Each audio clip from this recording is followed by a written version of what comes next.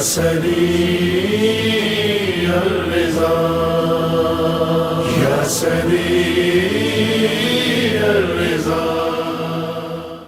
بسم اللہ الرحمن الرحیم. ناظرین السلام علیکم. ناظرین، تاریخ انسانی میں کچھ ایسی عظیم شخصیات گزری ہیں جن کی زندگی صرف ایک دور تک محدود نہیں رہتی بلکہ ہر زمانے کے لیے ہدایت کا چراغ بن جاتی ہے. انہی عظیم ہستیوں میں سے حضرت امام علی رضا ہیں جن کی زندگی حق پر استقامت کا نمونہ ہے، جو ہر دور کے انسان کو اپنے نفس کی اصلاح اور حق کی پہچان کا درس دیتی ہے. امام علی رضا علیہ السلام کی ولادت 11 ذی القعدہ سن 148 ہجری کو مدینہ منورہ میں ہوئی. آپ کے والد امام موسیٰ کاظم علیہ السلام اور والدہ ماجدہ جناب نجمہ خاتون ہیں. بچپن سے ہی آپ کا اخلاق، علم اور زندگی نمایاں تھی.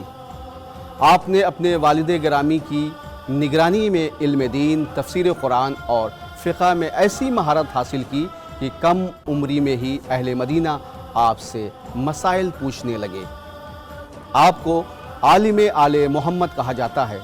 آپ نے صرف دینی علوم میں مہارت حاصل نہیں کی بلکہ مختلف مذاہب اور فلسفوں پر بھی گہری نظر رکھتے تھے. مامون رشید کے دربار میں جب مختلف مذاہب کے علماء جمع ہوتے تو امام رضا علیہ السلام اپنی دلیلوں اور حکمت بھرے انداز سے سب کے سوالوں کے جواب دیتے. آپ کا انداز گفتگو نہایت دلیل کے ساتھ پر اثر ہوتا تھا. آپ نے ہمیشہ علم کو انسانیت کی خدمت اور ہدایت کے لیے استعمال کیا، نہ کہ اپنی برتری ثابت کرنے کے لیے. امام رضا علیہ السلام کی زندگی کا سب سے روشن پہلو آپ کا اخلاق تھا. ابراہیم بن عباس امام رضا علیہ السلام کے بارے میں فرماتے ہیں کہ میں نے کبھی بھی امام رضا علیہ السلام کو اپنی باتوں سے کسی کو اذیت پہنچاتے ہوئے نہیں دیکھا، نہ کبھی کسی کی بات ختم ہونے سے پہلے کسی کی بات کاٹتے ہوئے دیکھا. وہ رات میں کم سوتے اور عبادت زیادہ کرتے اور دن میں روزے رکھتے. ہر مہینے کی پہلی، 15ویں اور آخری تاریخ کا روزہ کبھی نہیں چھوڑتے تھے. آپ زیادہ تر نیک کام رات کی تاریکی میں انجام دیا کرتے تھے تاکہ کسی کو پتہ نہ چلے. امام رضا علیہ السلام اپنے کام کرنے والوں کو کبھی برا بھلا نہیں کہتے، کبھی ایسے کلمات زبان پر نہیں لاتے جس سے ان کی دل آزاری ہو. کھانے کے وقت دسترخوان پہ خدمت گزاروں اور کام کرنے والوں سبھی کو بٹھاتے اور ان کے ساتھ کھانا کھاتے. مامون رشید کو جلد ہی یہ احساس ہو گیا کہ امام رضا علیہ السلام کی موجودگی میں اس کی سیاسی چالیں ناکام ہو رہی ہیں. عوام کا رجحان تیزی سے امام علیہ السلام کی طرف بڑھ رہا تھا جس سے مامون کی حکومت خطرے میں پڑ گئی. آخرکار اس نے 203 ہجری میں امام علیہ السلام کو زہر دے کر شہید کرا دیا. اس طرح یہ عظیم ہستی راہ حق میں شہادت کے درجے پہ فائز ہوئی. آپ کی شہادت نے یہ پیغام دیا کہ حق کی آواز کو دبایا نہیں جا سکتا، ظلم چاہے کتنا ہی طاقتور کیوں نہ ہو. آپ کا روضہ مشہد مقدس ایران میں آج بھی لاکھوں زائرین کے لیے مرکز عقیدت بنا ہوا ہے.